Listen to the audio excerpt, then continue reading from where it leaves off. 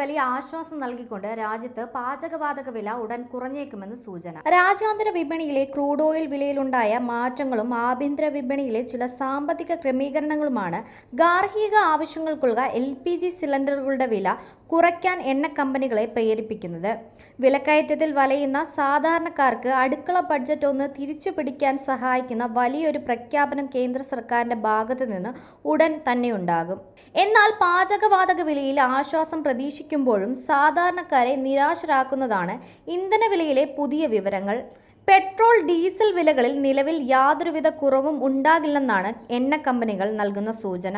അന്താരാഷ്ട്ര വിപണിയിലെ അസ്ഥിരതയും രൂപയുടെ മൂല്യത്തിലുണ്ടാകുന്ന വ്യതിയാനങ്ങളും കാരണം ഇന്ധനവില കുറയ്ക്കുന്ന കാര്യത്തിൽ കമ്പനികൾ ഇപ്പോൾ അനുകൂലമായ നിലപാടല്ല സ്വീകരിച്ചിരിക്കുന്നത്. ചുരുക്കത്തിൽ അടുക്കളയിൽ പാചകവാതകം നൽകുമ്പോൾ വലിയ ആശ്വാസം ഉണ്ടാകുമെങ്കിലും വാഹനങ്ങളിൽ ഇന്ധനം നിറയ്ക്കുമ്പോൾ പോക്കറ്റ് ചോരുന്നത് വരും ദിവസങ്ങളിൽ ഉണ്ടാകുമെന്നാണ് റിപ്പോർട്ടുകൾ സൂചിപ്പിക്കുന്നത്.